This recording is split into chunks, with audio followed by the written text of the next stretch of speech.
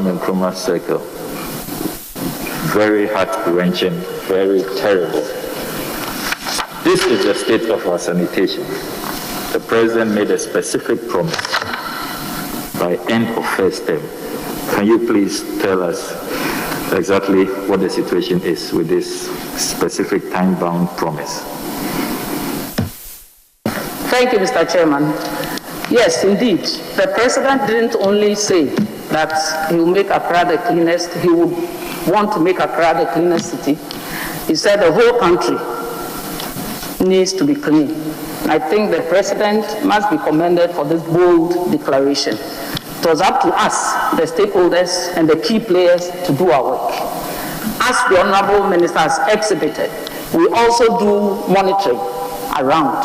I will not doubt all these pictures. As I speak, our monitors are in the field, and when they come back, we deal with the specific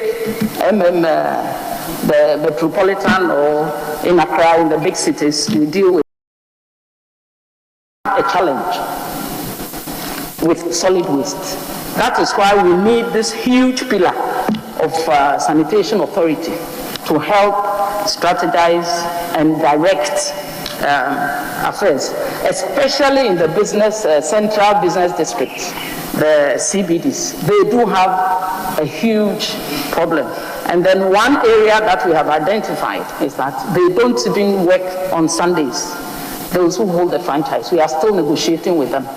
I must pay tribute to the contractors who, through their association, have gotten some of these contracts to up their game, and we mean to also emphasize our monitoring units to make sure they move around, and before sunrise, all these things shouldn't be on our books, I should say.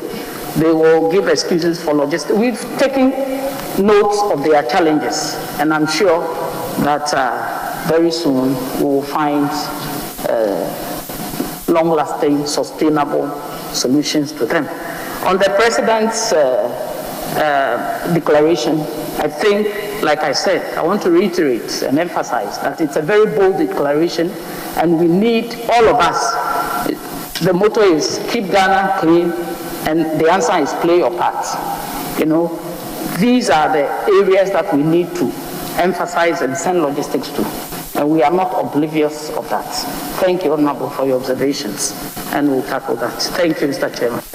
Mr. Chairman, my final question is on the matter of compost plants. I see from the Presidential Task Force report at page 14 that you state, and I quote, construction of integrated recycling and compost plants in all regional capitals. You do not provide details, no timelines.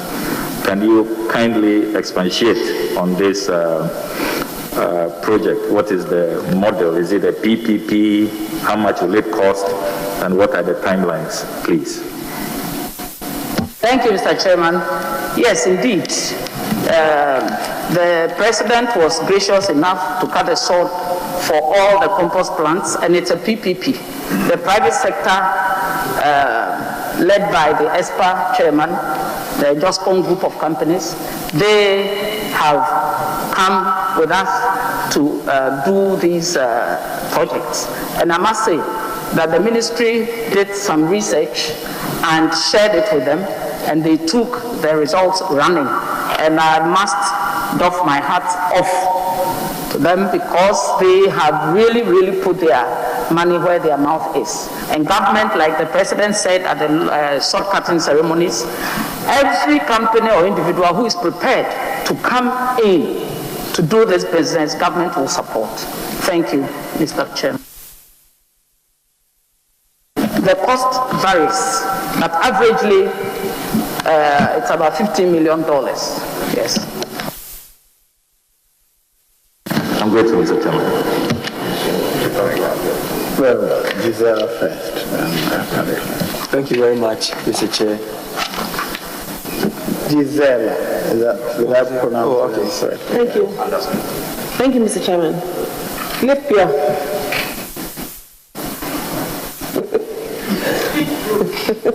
Speak true, right, wrong, follow the king. It's a coded. Honorable nominee, you mentioned that the water interventions in my constituency and the community water, actually they are not working well. I can give you a whole list of communities, so maybe you can ask community water to go back and check the reasons why it's not working as well as it should be. Sure, old girl, I'll do that. Thank you, Mr. Chairman. I'd like to know what the policy on marine, let me call it marine sanitation, or sanitation at the beaches. We have a 550-kilometer shoreline with quite a number of communities, obviously, earning their living off the beaches. But over time, when the fisherfolk go to sea and they pull their nets, there's a lot of plastics. What has been the policy over the past 4 years, and what gaps were there, and what do you intend to change or amend going forward? Because I believe that for those of us who wish to promote tourism in our constituencies, the beaches are a very key part of that agenda. So we'd like to know what the policy has been and what it is now. Thank you. Thank you, Mr. Chairman. I believe I have spent sleepless nights on some of these challenges. And we know, I always say, that we don't have to reinvent the wheel. Where people have succeeded, we have done some research to share with the ministry that has the plastic policy in its bosom. The task force that we also set up includes the Ministry of Tourism, and we have encouraged them. Yes, and Labadi and Mass, they have taken charge on their shoreline, and I believe that the way to go is to make sure the plastic policy is operationalized to take care of the plastics before they get into our drains to be washed by rainwater into the sea. Also, the compost plants that we can set up to recycle plastics should also be stretched to include a number of businesses that can go into that. I believe the honorable MPs who are also interested in setting up recycling of plastics in their constituencies should also take that up, and the business community. So I believe these are my thoughts on that. Thank you, Honorable Chair. A follow-up question to this. Is there no possible way that perhaps employment opportunities can be gained by your policy adjustments? Because the beaches are in the communities and they are needed for the necessary agendas, and they must be kept clean. Is there no opportunity for employment and possible, something creative that would be able to sustain the whole activity of cleanliness at the beaches? Yes, that is a good way to look at it. Like I said, it creates jobs. The recycling compost plants that we have set up around the country will get fertilizer to be sold.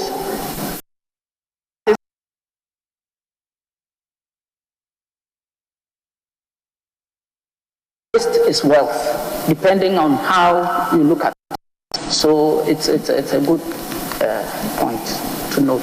Thank you, Mr. Chairman. Thank you, Mr.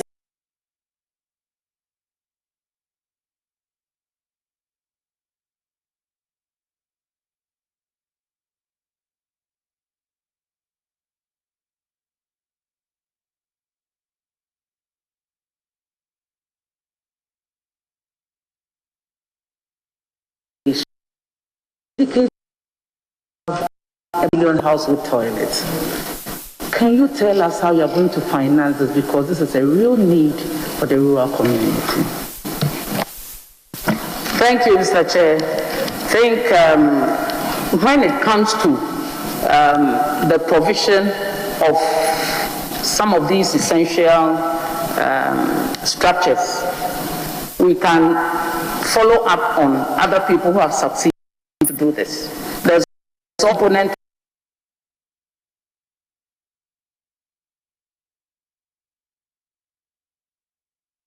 also as a public good, because we need to give dignity to ourselves.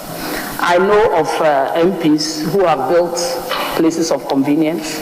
I built one in my earlier life as an MP, and I believe this Gamma project that we did, MP Fabric West, and then other MPs also allow their constituents to benefit from the system.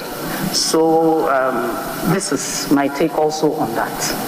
It's a major project, and the earlier we did that, the better for all of us. So I agree with you. We'll give you the this thing on it there,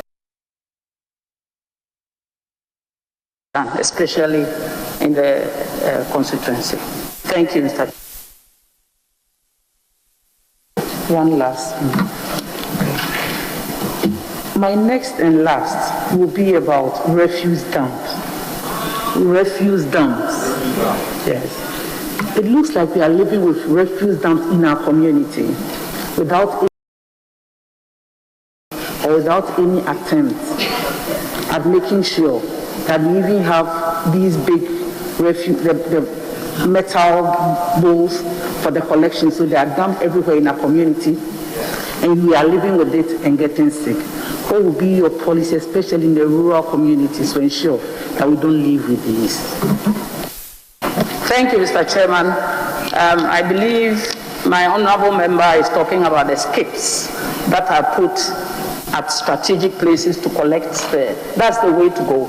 Apart from that, optionally, you can have the cells that we've already sent a circular around all over Ghana to make sure that MMDAs practice that. 8 meters by 4 meters to put in the organic waste to form a compost plants traditionally for the communities. So the skips, we are trying to also bring in the private sector to make sure the private sector to make sure we have enough to go around. I think the arrangements are quite advanced, and we'll keep you posted as we go on. Thank you, Mr. Chairman. Yes, Local Central. Thank you very much, Mr. Chairman. I have only one opportunity to ask the questions. Sanitation, waste management, toilets. Why don't you just, as a ministry, try and enforce the building regulations that require that there should be a toilet in every building? You can't hear me? No. I'm saying, why don't you just try to enforce the law that in the building regulations that requires that every house should have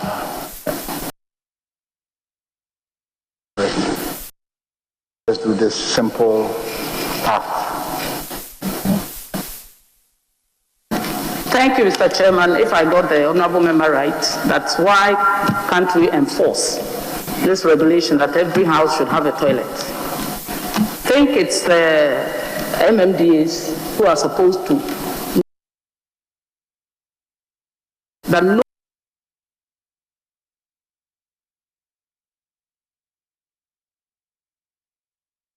we insist on that, especially once is the law. So I agree with you 110%. We need to enforce that, and that is why we need this pillar to also help and give support to the MMDAs to enforce some of these laws, because it's automatic. At times they go with the design, with a place of convenience, and then turn it into a room for hire. And you cannot tell people not to sleep in rooms. So essentially, we need to enforce that. Thank you.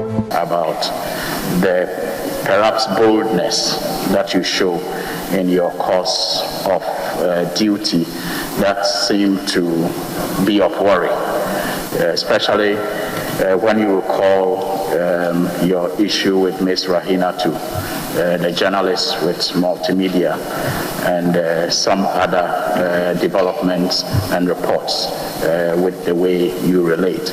But my question specifically will relate to the household toilets, because I'm just entitled to one. Household toilets that you speak of. I do know that somewhere in 2010, we adopted the community-led total sanitation approach.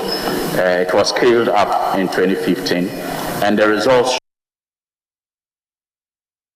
sanitation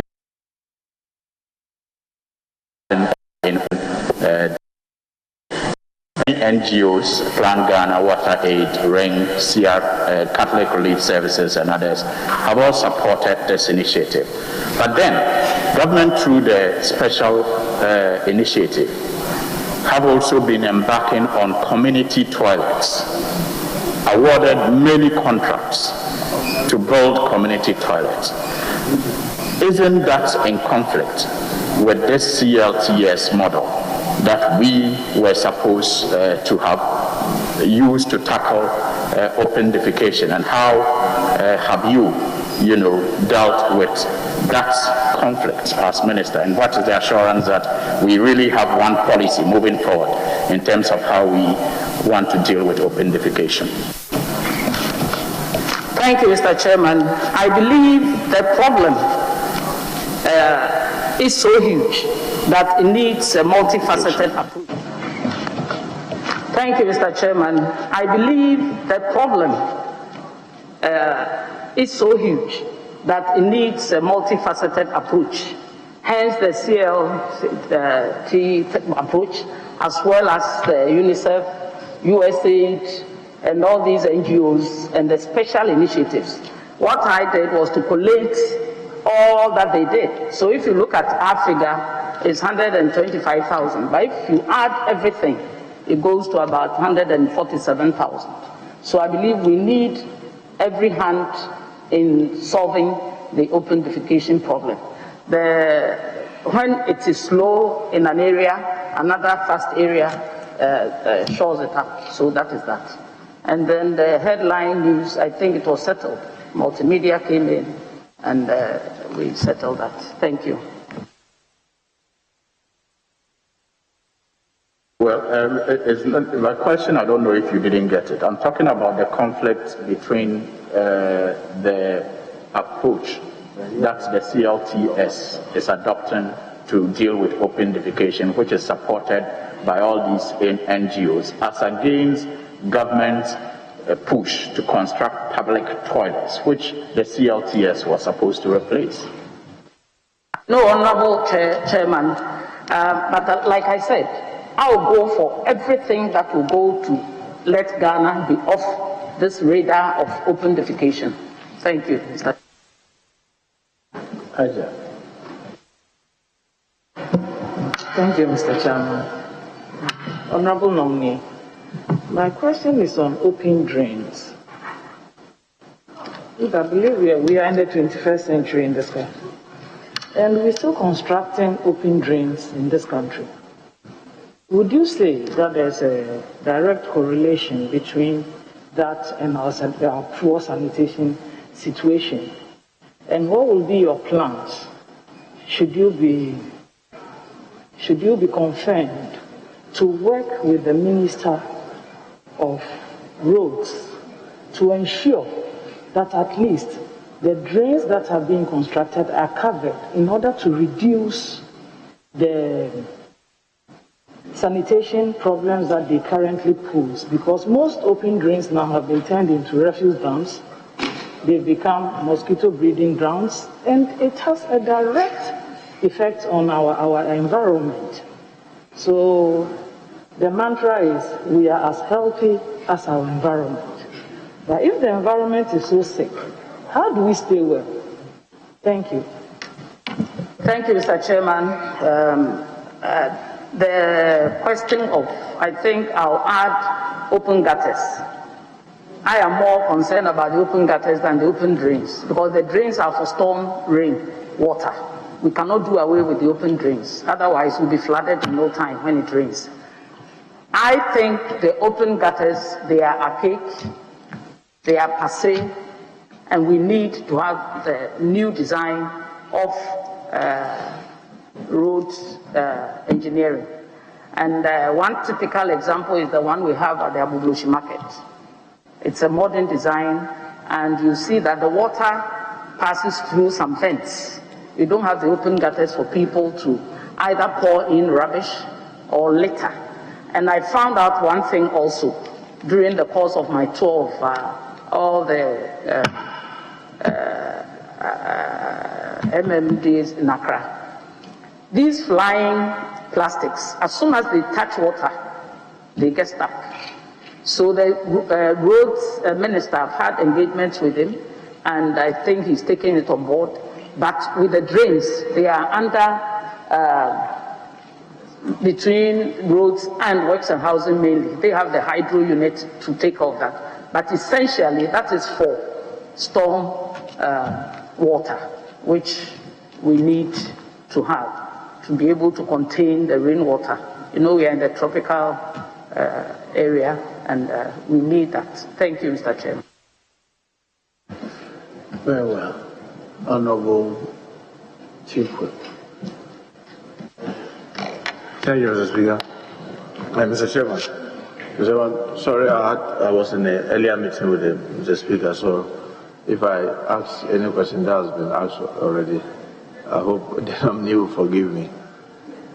Mr. Speaker, I just want to find out from Mr. Chairman. I just want to find out from the nominee.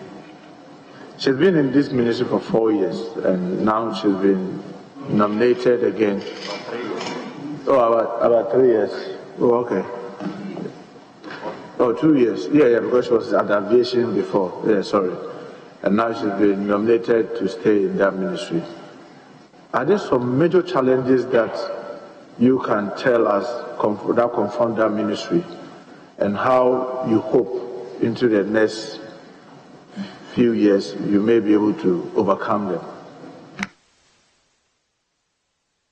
Thank you, Mr. Chairman.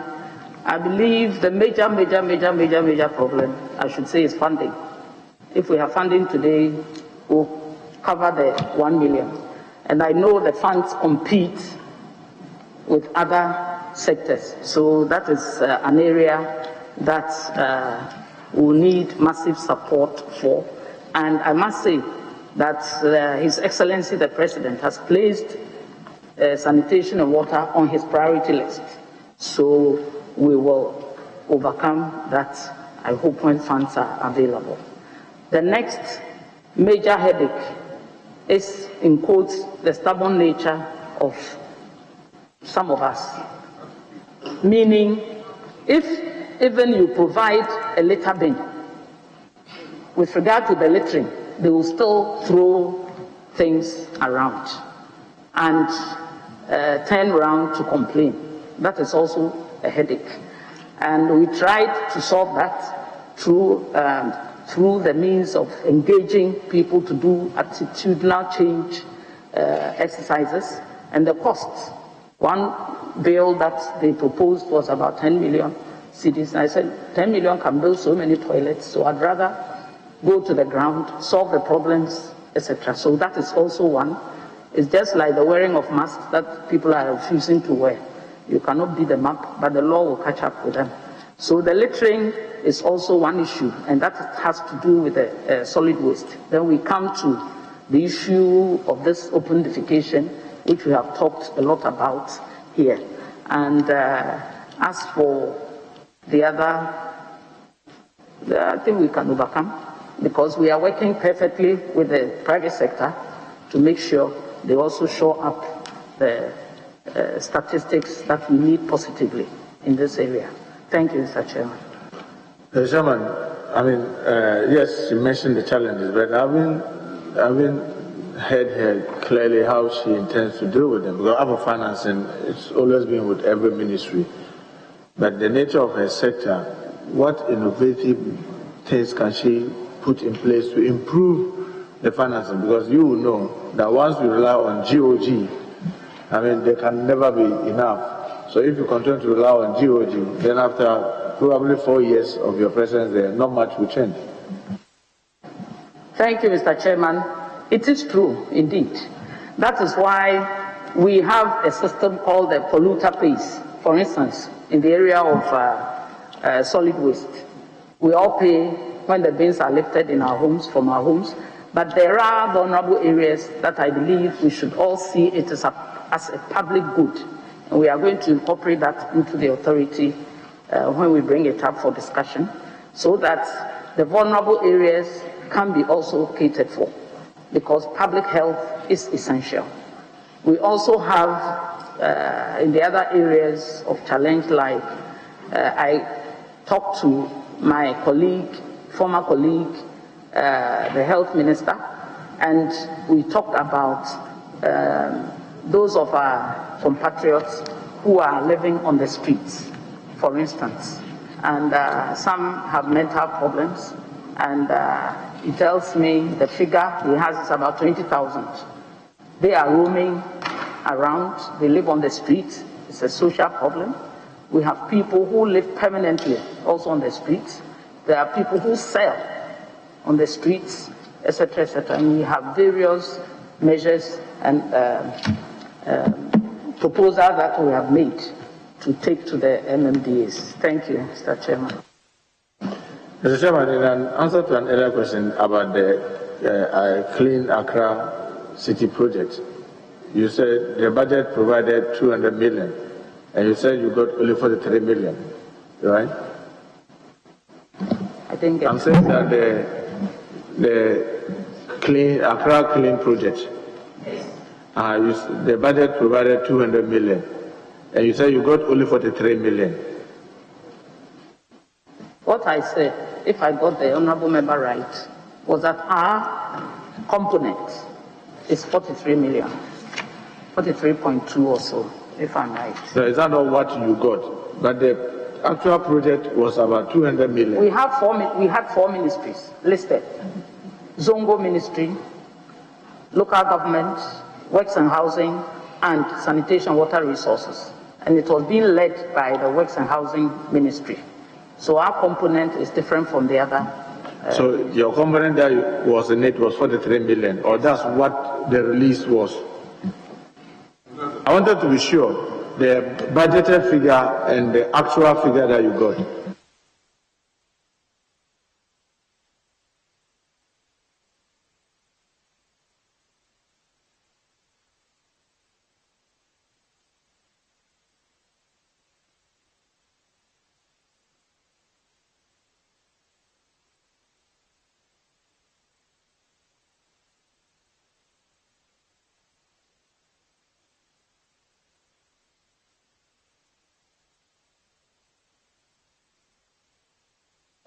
Yes, Mr. Chairman, our component was even 42.2 million. And how much of it was released? How much of it? Nothing yet. Oh, nothing was. We are talking about the same thing. Is this the Garrett project? The World Bank project? Nothing yet. We are now at the initial stages of feasibility, etc. Because the answer earlier that I heard was about, the project was used to clean the Odo River and those things. Oh, it hasn't started yet. This is it, no. So even when it was said that within 1 year you were going to clean Accra City, yeah, you said that within the first term, Accra was going to be the cleanest city. 4 years has gone and that project hasn't even started. Mr. Chairman, I believe we are talking at cross purposes. This project was to augment what we've done so far. Okay, so then Can I just find out averagely, since you went to the ministry the past 2 years, about how much do you think has been spent in making effort to get Accra clean? Mr. Chairman, I can't give the figure on top of my head. I can get it for you. Thank you. But I think a substantial amount has gone in there. I'm saying that you think substantial amount has gone into the project of Clean Accra. Like I always say, it's not only my ministry taking care of it. There are stakeholders. So we all come together and do the work. Thank you, Mr. The chairman, prior to the election, there were a lot of short-cutting about these recycle plants across the country. A number of them, they were short-cutting. Were they going to be PPP or it was going to be funded by government? PPP, Mr. Chairman. And were we to contribute anything, or it was just for private persons to build and operate and probably hand over to us? Yes, Mr. Chairman. So we were providing the sites, or what were we going to do? The regional coordinating councils were going to work with on behalf of government with the private sector. So how are we going to be paying for the services that they'll be providing? Build, operate, and transfer. No, I know. I mean, yes. Once they build it, you dump and pay. But will government be also making payments monthly to them or annually to them once we are doing the agreement will turn out all these issues. Okay, so you don't have the agreement yet? Structures are not in place yet. My worry is if you cut short to do the plant and you've not yet gotten the agreement, are we not likely to run into crisis? Because when the people are finished building, that's when you want to now have the agreement. I think negotiations are ongoing and we'll play the pivotal role in that. Currently, how many compost plants or compost and recycle plants do we have across the country? Your mic. I have 17 I know of. So currently, the 17 that are in place, how are we running them? There's an old one that was conceived, reading my notes, in 1950. The compost plant is off now. Then we have the Accra compost plant, which we came to meet, and it's working at. Yeah, I'm only asking how they are running. Are all of them run by private persons, or some are still being run by the local authorities? They are working with the private sector, local assemblies, like the landfill site, for instance. It's not a compost plant, but the landfill site is being operated by the assembly and the private sector. So do we make payments to where we are using private persons to partly run it? Do we make payments to them? Of course. Like the Tema landfill. The management fee is paid. They have an agreement. Or with the local government authority or? Yes, Mr. Chairman. You have an idea how much we are paying monthly? Each assembly and its figure. Okay, but you don't know how much we are paying not globally? As I sit here, Mr. Chairman. Earlier, you were just talking about the desalination project. Are you aware that in the PURC build-up tariff, that is factored in? Mr. Chairman, again, I didn't get that. That is factored in. That is, Mr. Chairman, I want to. Oh, I'm saying that, the PURC, in determining tariffs, they consider a lot of things and they add them to arrive at how much we have to pay or how much the companies will have to charge. And I'm saying that in the case of the desalination project, PURC have factored their operation into their built-up cost to determine how much Ghana Water should be charging. And I'm saying whether you are aware of this. Yes, I am. So if the desalination project is shut down, do we still have to be making payment to them? If it's shut down, Mr. Chairman, I don't think there is any intention to shut it down. Well, Mr. Mr. Chairman, I'll just leave it here. Thank you very much.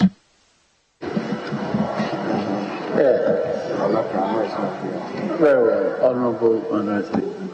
Mr. Chairman, I should congratulate the nominee,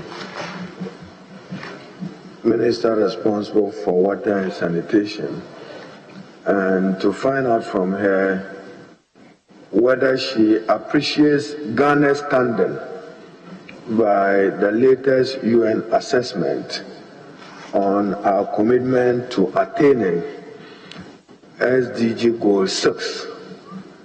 And she is presiding over a portfolio which are all critical to Ghana's review on water and sanitation. What assurances do you have that we are on course, quoting your own words, striving to attain the goals on access to water and access to sanitation? Thank you. Thank you, Mr. Chairman. I believe with the support of all of us and with government's prioritization of the sector, Ghana is likely to achieve the SDG 6 by the year 2030. And in the next 4 years, what is your anticipation? Where will we be in the pursuit of those key objectives? Thank you, Mr. Chairman. With the water, if I may take the water sector, for instance, if within 4 years we've been able to attract funding of about 1.7 billion, when we finish with all the phases of the water projects to benefit 5.5 million, I think we are home and dry on that.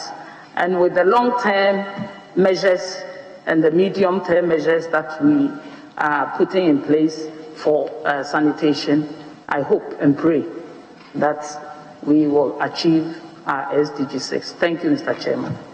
Chairman, I want to find out from the minister nominee, students in our schools of hygiene, and you recall those early days of our development, the Sama group, they are very popular, referred to as the Sama. When were they last posted by your ministry collaborating with the Ministry for Local Government? And do you have any plans for students in the School of Hygiene and any plans to adjust their earnings or allowances? Thank you.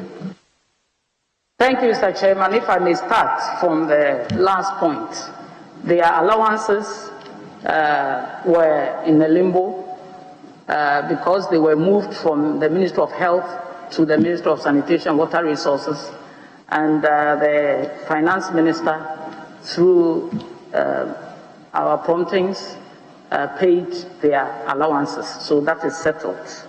And the Saman, like we used to call them, they are now replaced by the sanitation guards, and each municipality is supposed to have, they have launched a few of them, and they are the ones who work with the environmental health officers to make sure our environment is clean.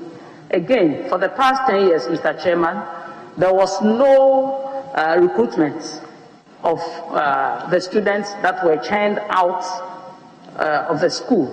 And last year, we were fortunate enough to have the financial clearance to employ 1,174 students. And all the 3 schools of hygiene are also being 174, those who've been trained or students, those who've passed 1,174.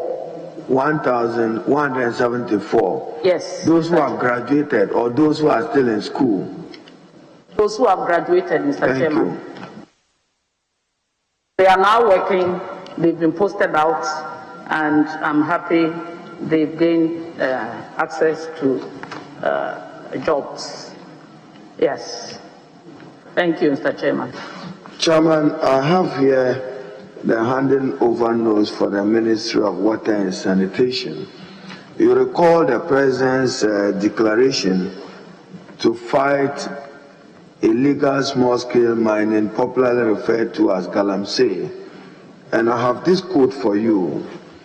The mining activities within the catchment of River Brim, Pra, and the White Volta are still ongoing, leading to severe raw water quality deterioration.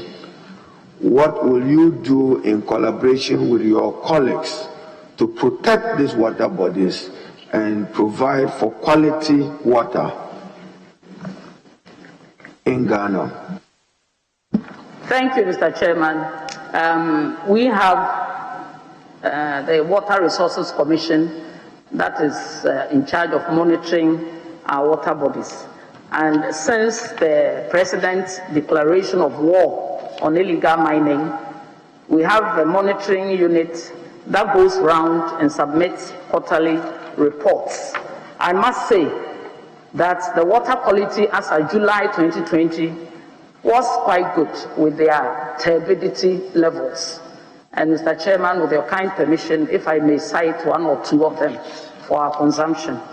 Brim River, Seen in Achimda and Osino, for instance, the turbidity used to be 1,590, but it's now 268.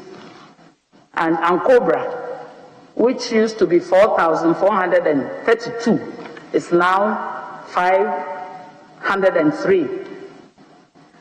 And we have the Tano, the Bia, the Pra, and these are the figures we have as at July 2020. We'll be getting the figures for 2020 December and the. Chairman, I think that the nominee doesn't have the data for River Pra. Is that the case? I have. But I just asked the Pra. You are interested in the Pra? Yes. Mr. Chairman, the Pra River has seen, as Ghana Water has an intake at Daboase. I'll use that as the example. Daboase was 825 NTU in February 2020, but in July it was 434. And Chifu Praso used to be 1,595. It's now 465. So, Mr. Chairman, in essence, the war that the President declared was successful in a way vis-à-vis our water bodies, and we should continue to support the President to fight this war. Thank you, Mr. Chairman. Was it successful in improving water quality or successful in fighting galamsey? What are you communicating? Both. Thank you, Mr. Chairman. And Chairman, weak and aged distribution networks is weak and aged.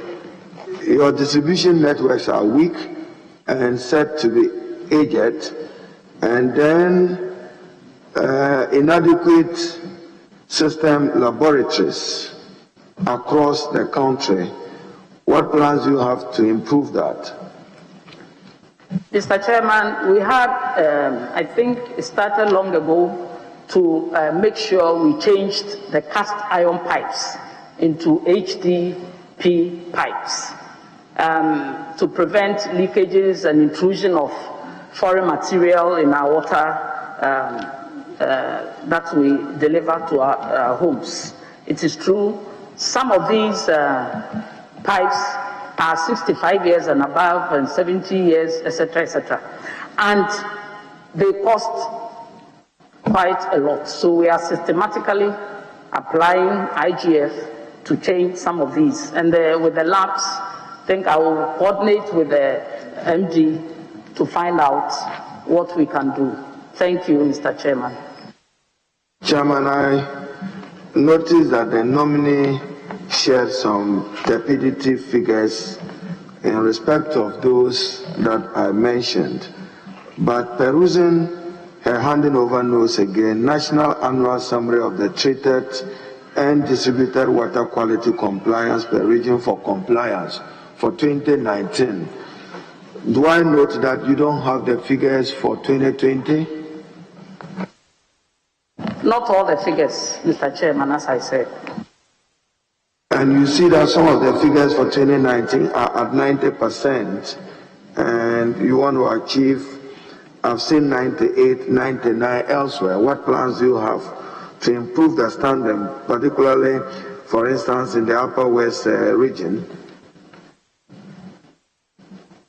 Mr. Chairman, I think, are we talking about what page, Mr. Chairman, if I may ask? So I'm looking at page 20 of your handing over notes, October 2020, volume 2.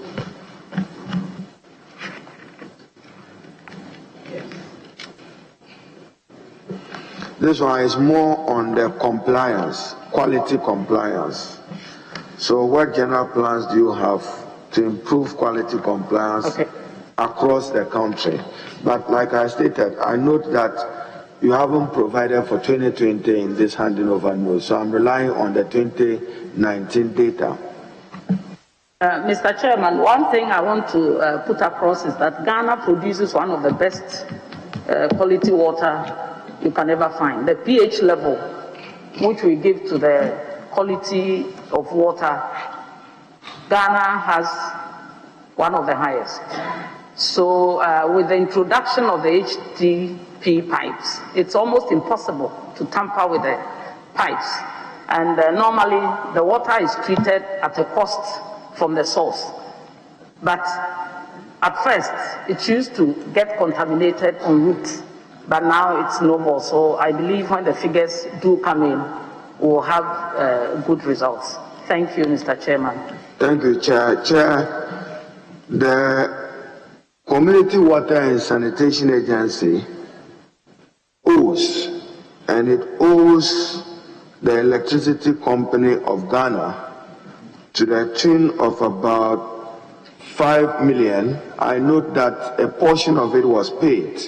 How do you intend to retire those outstanding obligations which is affecting their operations? Thank you, Mr. Chairman. The figure is even more. It's not 5 million, but 35 million at the last count. 35? Yes, Mr. Chairman. What accounts for that? It is because of the usage of electricity. Mr. Chairman, the system is such that we have a committee that looks after the rural water systems within the MMDAs. And some of them, although we've set up a mechanism of putting 1/3 of the IGF in an account to support maintenance and the payment of these bills, some of them refuse to do that. And that gives us the accumulated figure of 35 million. So we have new reforms, Mr. Chairman, that we have introduced, and it's received cabinet approval, whereby the defunct or non-functioning systems are taken over by the Community Water and Sanitation Agency to make sure we maintain, operate, and give the good people of Ghana the water they need. Thank you, Mr. Chairman. Chairman, just related to that, a number of public institutions also owe water bills. That is also piling up debt in the name of the state or the republic. What will you do to put an end to that practice? Mr. Chairman, just like the electricity meters, we hope in the long term to introduce meters into the system to make sure you pay as you use or you pay and use. Thank you, Mr. Chairman. So are we expecting that should you become minister, the Ministry of Finance, the Ministry of Water Resources, Ministry of Sanitation will be meted to pay for water as is required of them, because in their projections, even for budget, they make provision for it, yet they hold this money in denial, and the entities to whom they should make this payment are never paid. Are you assuring us that you will meter public institutions to pay for water supply to them? Mr. Chairman, we are thinking through that. Thank you. Thinking through is not sufficient. What's the policy drive? What will policy do? Because it's been on, not just you, over a decade. They just don't pay. And because they don't pay, it becomes difficult for those institutions to run efficiently. Chairman, the other one is... That is true. The nominee have dealt with the matter of Tamale water, but I'll still come back to it. Yesterday, I was around the Tamale airport area driving through the Honorable Suhini's constituency, and both left and right.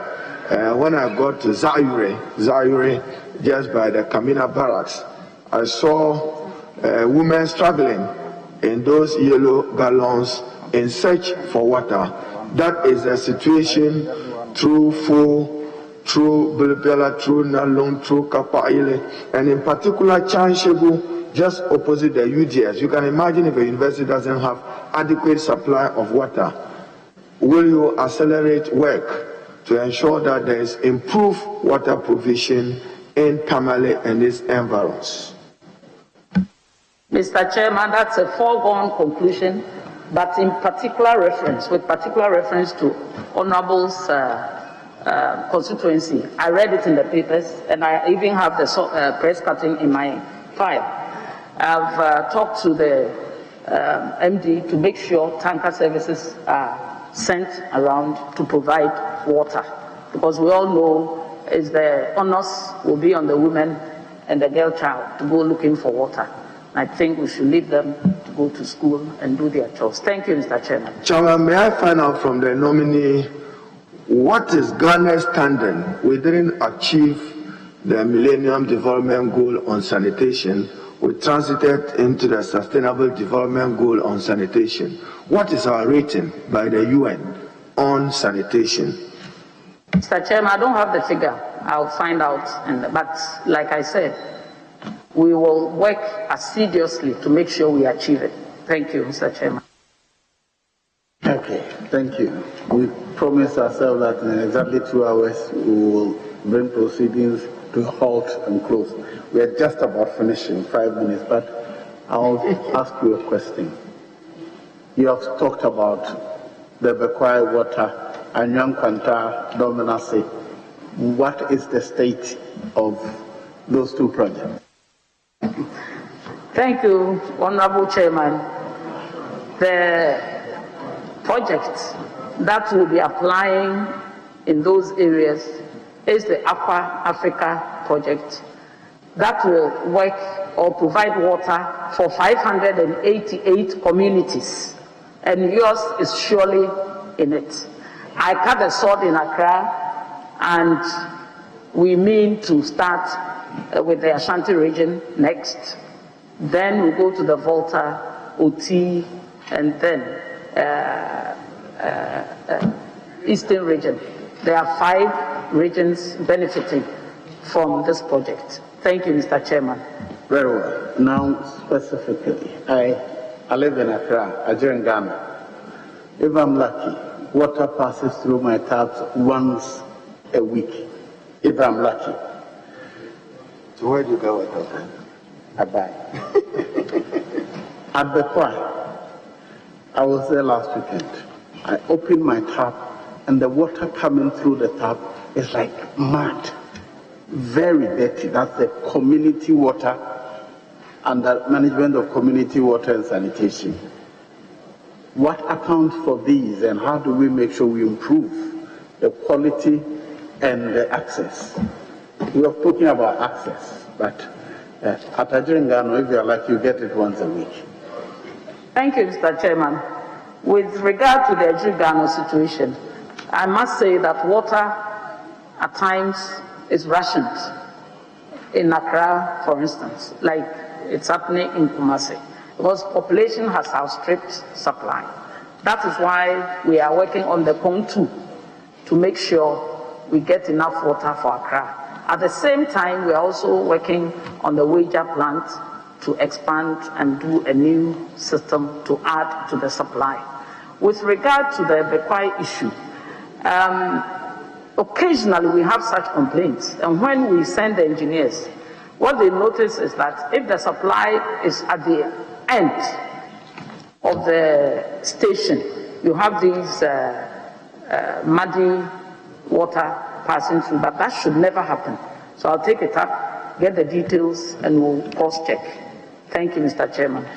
Okay, thank you for attending upon the House. You're discharged. You'll hear from us later. Thank you, Mr. Chairman. Honorable colleagues, we'll resume in 5 minutes.